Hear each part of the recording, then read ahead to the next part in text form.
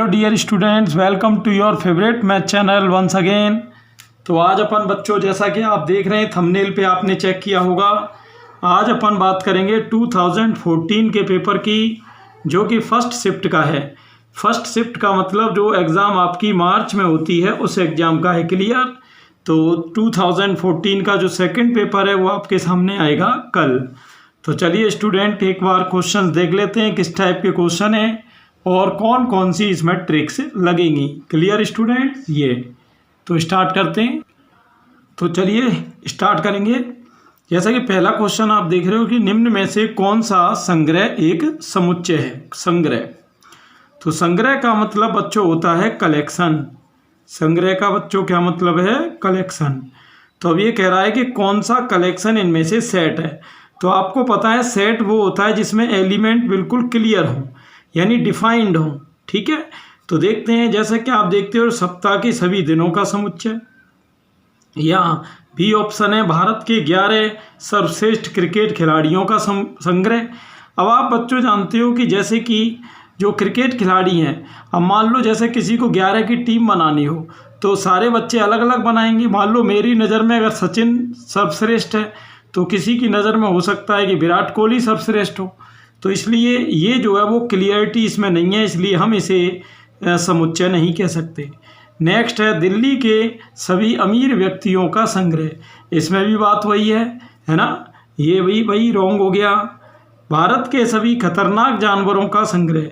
अब खतरनाक जानवर बच्चों कोई फिक्स तो है नहीं, है ना। किसी व्यक्ति को कोई जानवर खतरनाक लग सकता है जबकि दूसरे पर्सन को दूसरा कोई और। तो इसका मतलब ये तीनों आपके सेट नहीं हैं, यानी these are not a set. ठीक, तो अब बचा कौन ये, तो एक बार इस पर भी बात कर लेते हैं। ये सप्ताह के सभी दिनों का समुच्चय। तो आप जानते हो कि सप्ताह में जो दिन होते हैं वो 7 होते हैं और जो दिन होते हैं वो भी बिल्कुल फिक्स हैं। तो इसका मतलब ये जो सेट है वो वेल डिफाइंड है। तो वेल डिफाइंड ऑब्जेक्ट का जो कलेक्शन होता है उसे ही बच्चों सेट कहते हैं। तो इसलिए हमारा ऑप्शन कौन सा रहेगा? ए। चलिए दूसरा क्वेश्चन आप देख रहे हो, बिल्कुल इजी है। साइन 75 की वैल्यू पूछी है। तो आप बच्चों इसकी वैल्यू जानते ही हो, ये ए ऑप्शन है। और अगर कोई इसको निकालना चाहे तो इसको 45 + 30 लिख के साइन ऑफ ए + बी से भी बच्चों निकाल सकता है। तो इसमें कोई खास बात नहीं है। चलिए बिना टाइम वेस्ट किए सीधे थर्ड पर चलते हैं। तो थर्ड ऑप्शन क्या है बेटा? यदि 2 + i√3 समीकरण इतने का एक मूल है तो p और q की वैल्यू पूछी है। यहाँ पर बच्चों आपको पता है कि जब कोई मूल इमेजनरी यानी काल्पनिक होता है तो उसका दूसरा मूल उसका संयुग्मी होता है। यानी अगर मैं ये अल्फ़ा मान लो 2 + i√3, तो बच्चों बीटा क्या हो जाएगा? इसी का संयुग्मी यानी 2 - i√3। अब जैसा कि आपको पता है कि अल्फ़ा + बीटा की वैल्यू -b/a होती है और अल्फ़ा बीटा की वैल्यू c/a होती है। तो अल्फ़ा कितना है यहाँ देखिए, अल्फ़ा 2 + i√3। चलिए ठीक है, बीटा कितना है? 2 - i√3 और माइनस बी कितना है? x का गुणांक p और a यानी x² का गुणांक, तो वो आपका 1 है।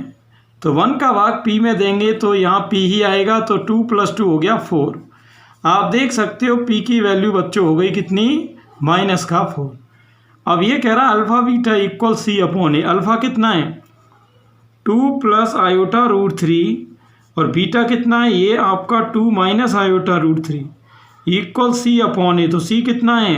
c है यहाँ पर बच्चों, ये रहा q और a की वैल्यू x² का गुणांक 1। तो ये a + b × a - b करोगे तो a² - b² होगा। तो 2 का 2 में 4 हो गया। √3 का √3 में 3 i²। यहाँ से आप देख सकते हो कि i² की वैल्यू है -1, तो माइनस प्लस, तो 4 + 3 हो गया आपका 7। तो q की वैल्यू बच्चों क्या हो गई? 7। तो इस तरीके से आप देख सकते हैं ये हो गए आपके फर्स्ट, सेकंड एंड थर्ड। चलिए फोर्थ क्वेश्चन की बच्चों बात करेंगे। फोर्थ क्वेश्चन क्या है? इसने ये 2 एलिमेंट दिए हैं और इनका हरात्मक माध्य यानी कैपिटल H पूछा है। तो आप जानते हो हरात्मक माध्य का फॉर्मूला 2ab/a + b होता है। तो ये आपका 2a ए का मतलब ये फर्स्ट टर्म हो गया आपका, और बी यानी ये सेकंड हो गया आपका ये, और अपॉन में क्या कह रहा, ए प्लस बी यानी फर्स्ट प्लस सेकंड, तो A upon 1 minus A B plus A upon 1 plus A B. ठीक, यहाँ देखना 2 ए का ए में ए स्क्वायर, और ये ए माइनस बी इंटू ए प्लस बी हो गया ए स्क्वायर माइनस बी स्क्वायर। ऐसे ही यहाँ पर करेंगे ए माइनस बी इंटू ए प्लस बी क्या हो गया, ए स्क्वायर माइनस बी स्क्वायर, और 1 प्लस ए बी को यहाँ आप ए में क्रॉस करेंगे तो ए प्लस ए स्क्वायर बी, और इधर से यहाँ क्रॉस करोगे बच्चों ए माइनस ए स्क्वायर बी। ए स्क्वायर भी कैंसिल हो रहा है, ये कैंसिल, यहाँ देखो ऊपर हो रहा है 2a स्क्वायर, नीचे ए और ए हो गया 2a, तो 2a से ये कैंसिल करेंगे बच्चों, आ गया ए यानी ऑप्शन फर्स्ट। क्लियर। तो चलिए 4 तक अपन पहुंच चुके हैं, आगे चलते हैं क्वेश्चन नंबर बच्चों 5 देखते हैं 5 क्या है। ठीक है, चलिए तो अगले 4 क्वेश्चन फिर आपके सामने बच्चों ये रहे। देखो क्वेश्चन नंबर 5 आपका MIT यानी मैथमेटिकल इंडक्शन थ्योरी का है बच्चों। तो ये कह रहा है 7 की पावर n माइनस 3 की पावर n किससे विभाज्य है।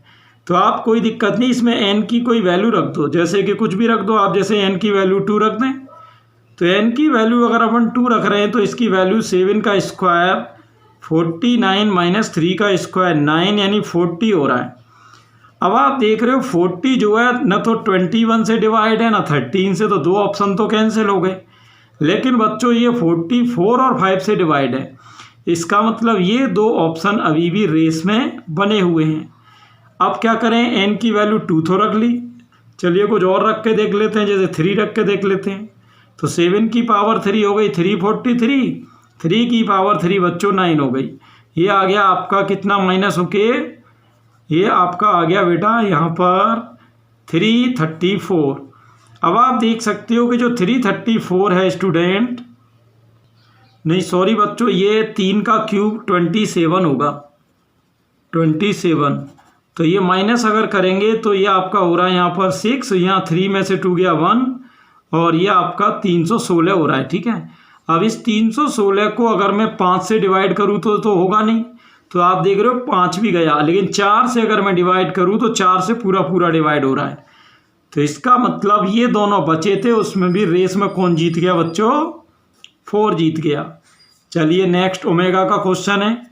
ओमेगा के बारे में आपको पता ही है कि ओमेगा क्यूब की वैल्यू 1 होती है, इसलिए ओमेगा की पावर जब भी 3 से ज़्यादा हो तो 3 का भाग देते हैं और जो शेष आता है उसको लिखते हैं। तो ओमेगा की पावर 100 है, इसमें ये 3 का भाग देंगे 33 बार जाएगा, यहाँ बचेगा ओमेगा की पावर 1। यहाँ 3 का भाग देंगे तो ये 3 6 18 बची 2 20, 3 6 18 बची 2। यहाँ 300 में जब ओमेगा का भाग देंगे तो कोई शेष नहीं बचेगा, यानी ओमेगा की पावर 0 आएगी।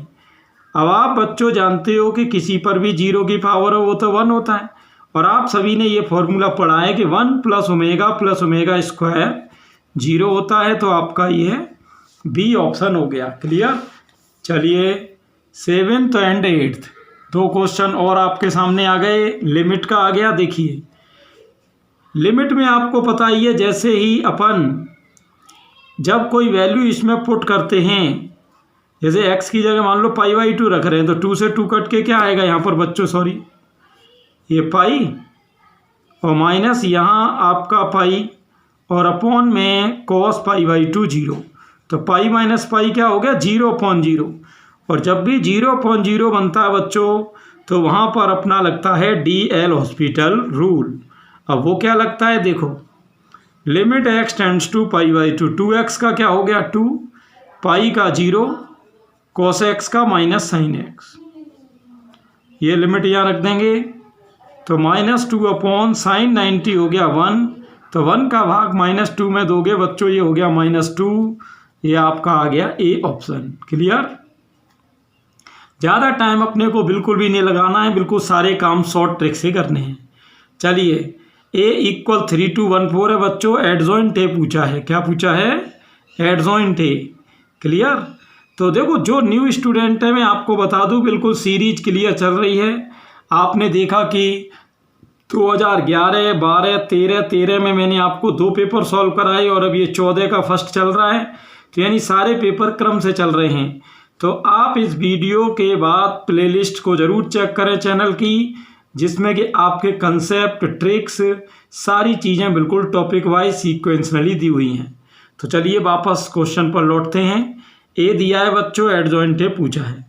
आप जानते हो एडजॉइंट ए के लिए 2x2 में बिल्कुल एक शॉर्ट ट्रिक होती है। कैसे, देखिए, जैसे ये आपका जो प्रिंसिपल डायगोनल है, मुख्य विकर्ण है, इसको आपस में चेंज कर लो, और जो ये सेकेंडरी डायगोनल है इसको आपस में चेंज नहीं करना है, लेकिन इसके जो साइन हैं वो चेंज करने हैं। बस ये आपका आ गया एडजॉइंट ए। क्लियर? क्या आ गया बच्चों? Adjoint A. अब यहाँ पर लेकिन क्या आ रहा है, ये तो बेटा गड़बड़ हो रही है। इसका मतलब यहाँ कुछ और पूछा होगा। यहाँ एडजॉइंट, मुझे ऐसा लग रहा है ए इंटू एडजॉइंट ए पूछा है यहाँ, ए इंटू एडजॉइंट ए। चलो चेक कर लेते हैं, वो तो अभी पता चल जाएगा बच्चों। ए इंटू एडजॉइंट ए, क्योंकि जितने भी आंसर आ रहे हैं वो आपके मॉड ए इंटू आई की फॉर्म में आ रहे हैं। तो मॉड ए इंटू आई जो होता है बच्चों, वो ए इंटू एडजॉइंट ए के बराबर ही होता है। क्योंकि अगर आप मॉड ए का निकाल के देखो यहाँ वैल्यू, तो आप देख रहे हो 3 का 4 में 12 - 2 यानी 10 आएगा। और आई क्या होता है? 1001। तो यानी मॉड ए इंटू आई की वैल्यू ये है 10 0 0 10। तो मुझे मोस्ट प्रोबेबल लग रहा है कि ए इंटू एडजॉइंट ए पूछा होगा, तभी इस तरह के आंसर आ रहे हैं। तो चलो चेक कर लेते हैं। ए कितना है बेटा? ये रहा 3214, और एडजॉइंट ए आपका ये है 4 - 2 1 13। चलिए यहाँ पर आप रो का कॉलम में कर लोगे, तो 3 का 4 में 12, 2 का -1 में -2, इन 2 का इन 2 में करो, 3 का -2 में -6 प्लस 2 का 3 में 6, और 1 4 का इधर करेंगे, 1 का 4 में 4 -4, और इसी का इधर करेंगे, 1 का -2 में -2 प्लस 12। तो देखो कितना आ रहा है बेटा? 10 0 0 10 आ रहा है, जो कि मैंने आपको पहले ही बोला था, है ना ये। तो इस ट्रिक को हमेशा याद रखना, ये बहुत काम की ट्रिक है बच्चों।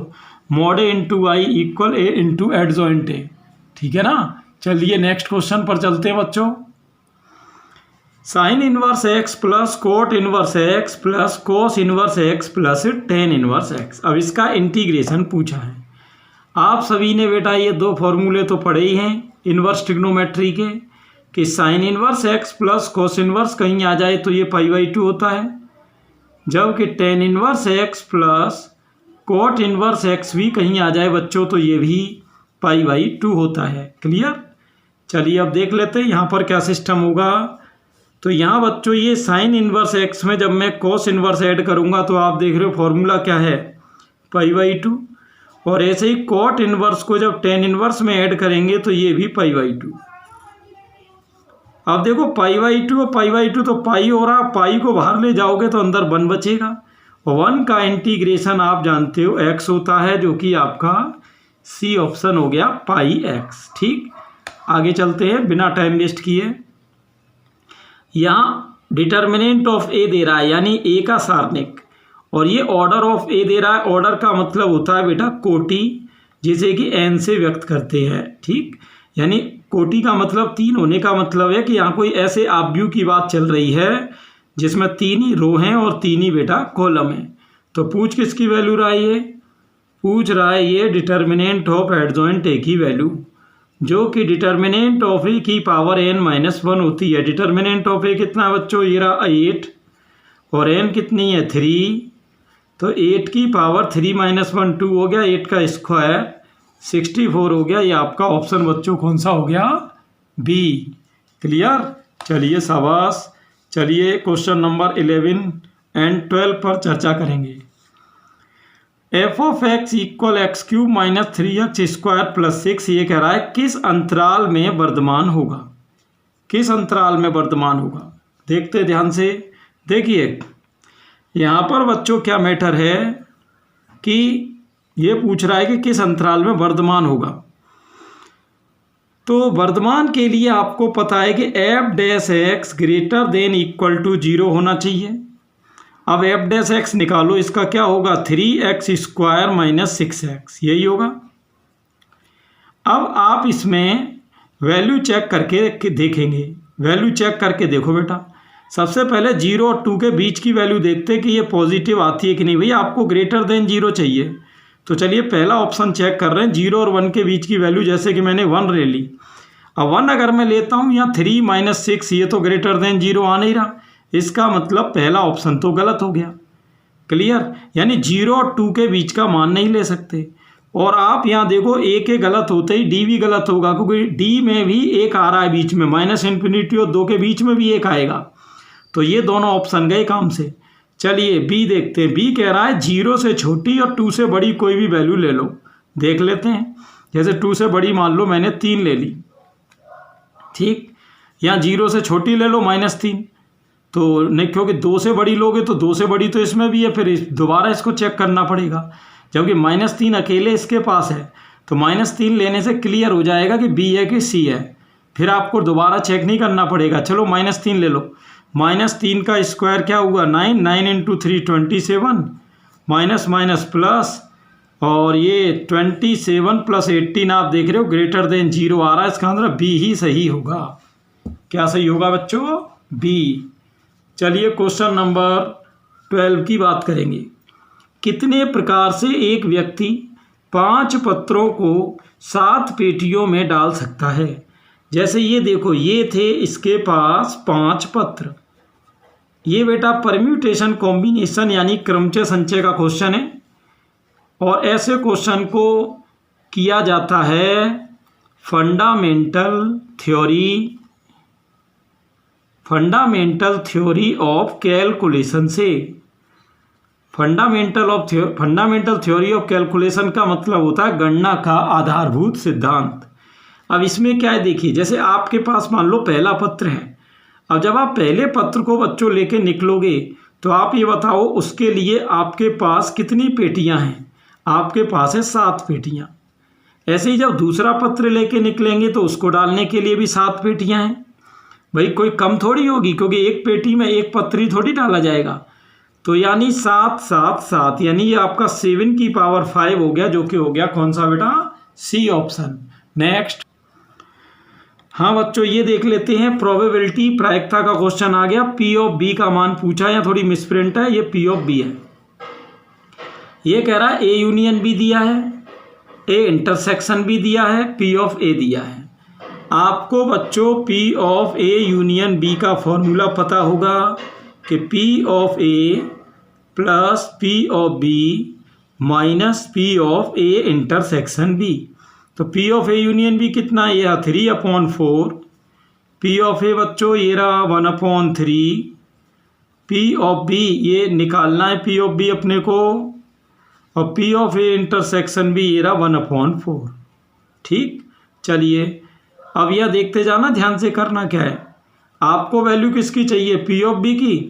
तो बेटा ये 3/4 तो यही है, ये 1/4 उधर गया प्लस का, और ये 1/3 उधर गया माइनस का। क्लियर।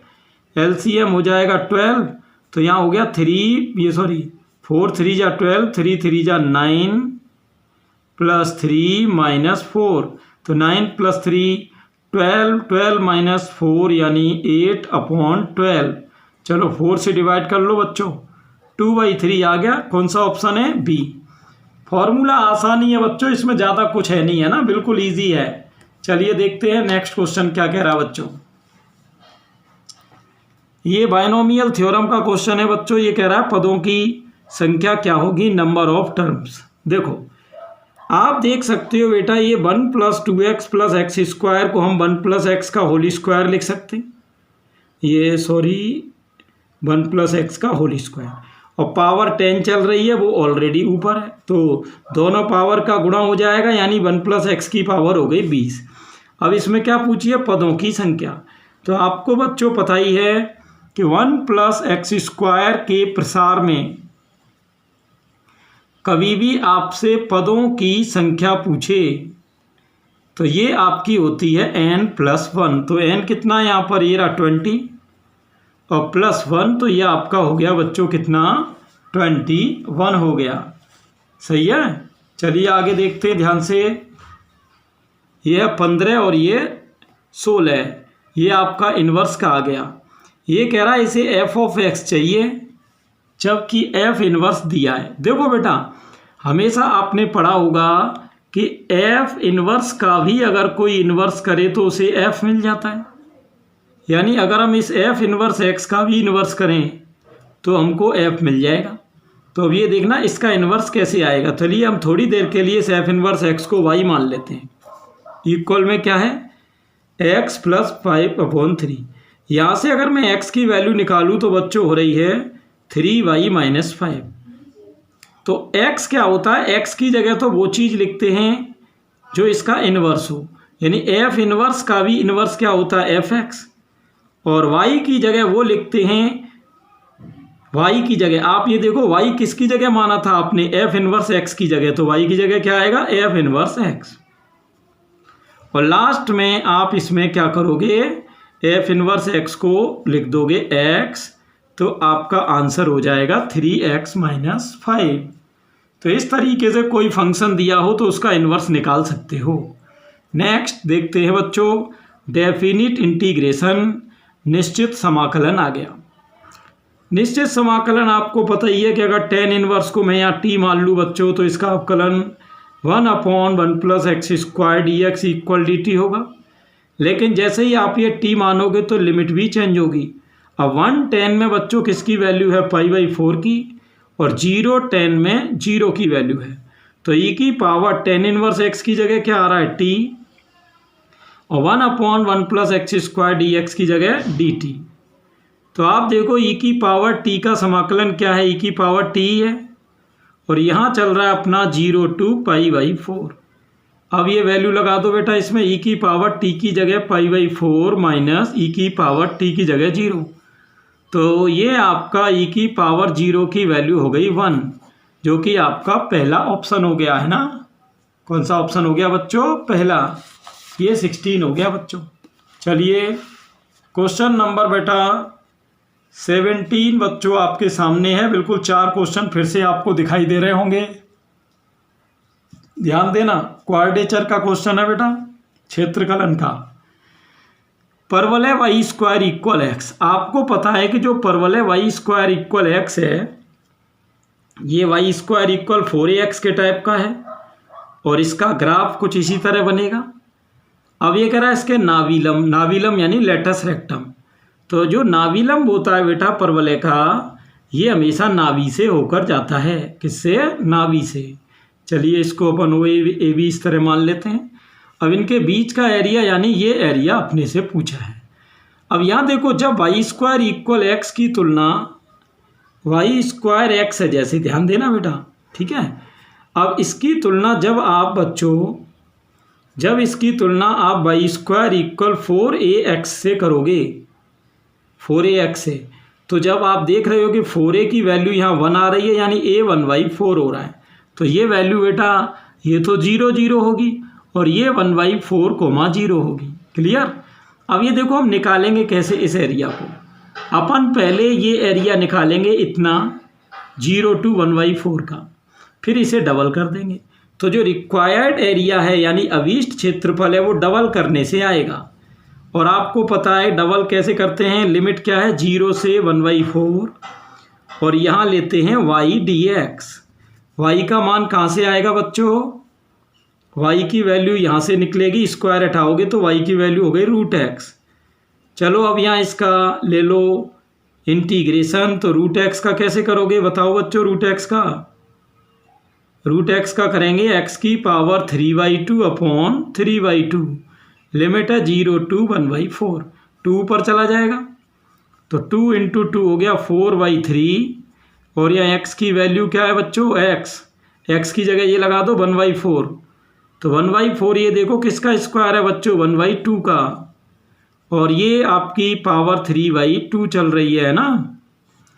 यहाँ 2 से 2 गया बच्चों, 4/3 × 1 का क्यूब 1 और 2 का क्यूब 8, यानी आंसर 4 से काटेंगे तो 1/6 हो गया। ऑप्शन कोई मिल रहा है क्या, मिल रहा है बच्चों, कौन सा, 1/6। क्लियर। ट्रिक्स पर ध्यान दें जिससे आप बाकी क्वेश्चन को भी इजीली कर पाएँ।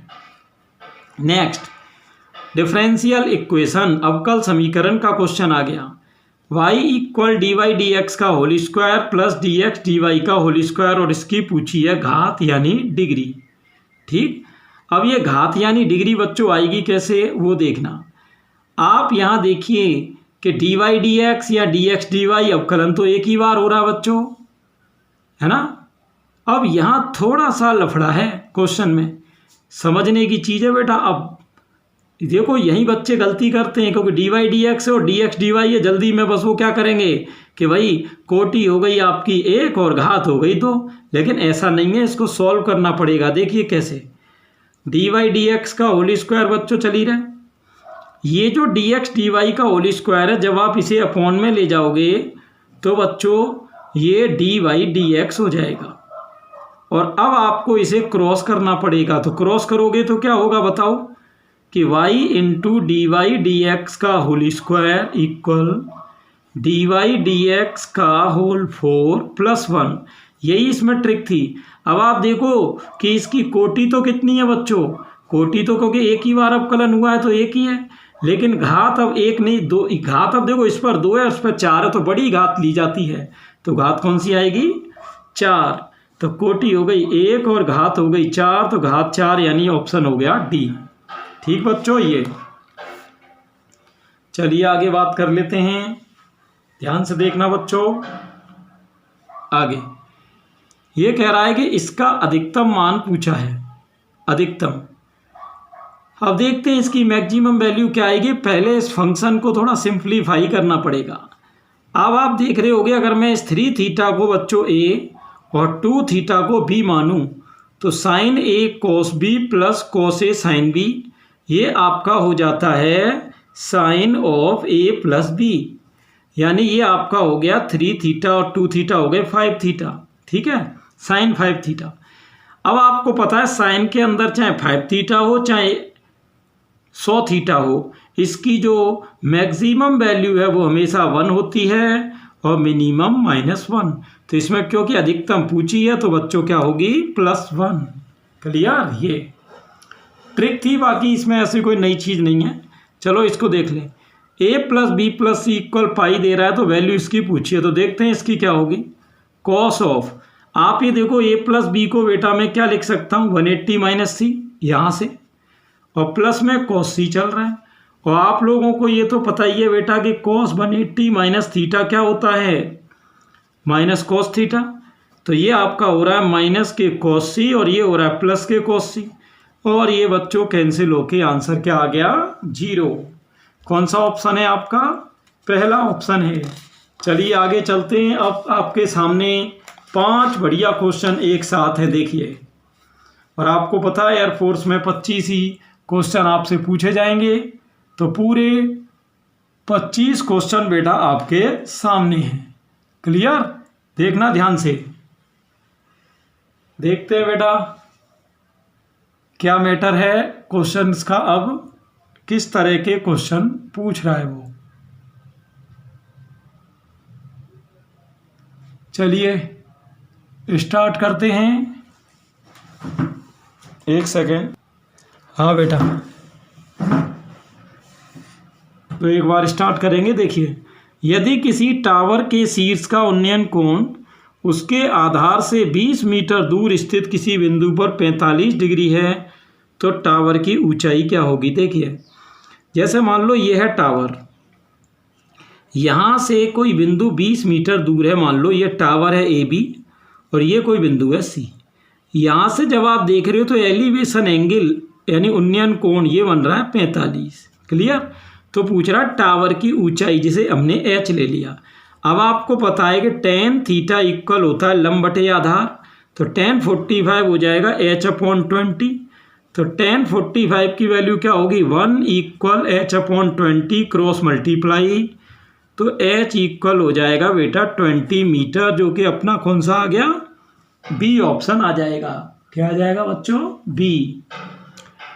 चलिए अब 22 देख लो। त्रिभुज का क्षेत्रफल ज्ञात करो जिसके शीर्षों के निर्देशांक 3, 4, 5, 2 और 5, 5 है। कितने शीर्ष दिए बेटा 3। आपको पता ही है कि भाई त्रिभुज के क्षेत्रफल को तो डिटर्मिनेंट से भी निकाल सकते हैं, x1 y1 1 x2y2 1, x3y3 1। तो यहाँ बच्चों वैल्यू रख दो, x1 y1 कितना ये रहा 3 4, x2y2 5 2 और x3y3 हो गया 5 5 और 1 1 1। चलिए अब थोड़ा सा डिटर्मिनेंट को सॉल्व करेंगे। पहली रो को बेस बना लिया है। वैसे तो इजी है, सब बच्चे जानते होंगे कि जैसे 3 लिया तो 3 की रो कॉलम गायब, तो यहाँ क्रॉस मल्टीप्लाई 2 का 1 में 2, बीच में माइनस, 5 का 1 में 5। बीच वाले एलिमेंट को बेटा किस में लेते हैं, माइनस में। तो जैसे ही 4 लेंगे तो 4 की रो कॉलम गायब, 5 बन जा 5 माइनस 5 और प्लस 1 लेंगे तो यहाँ रो कॉलम गायब, 5 का 5 में 25 माइनस 10। तो यहाँ बच्चों होगा 2 में से 5 गया -3, 3 का 3 में -9, ये 0 हो गया। 25 में से 10 गया 15, 15 में से 9 गया 6 और 6 का हाफ हो जाएगा 3। तो ये आपका हो गया बी ऑप्शन। कौन सा ऑप्शन हो गया बच्चों, बी।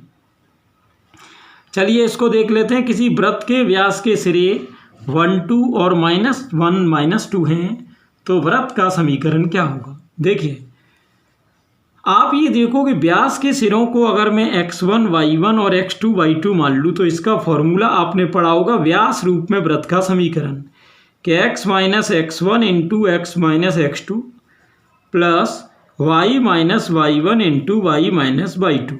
आपको करना कुछ नहीं है, ये वैल्यू इसमें रख देना, आंसर आ जाएगा। डायरेक्ट है इसलिए मैंने ऑप्शन भी नहीं लिखे हैं।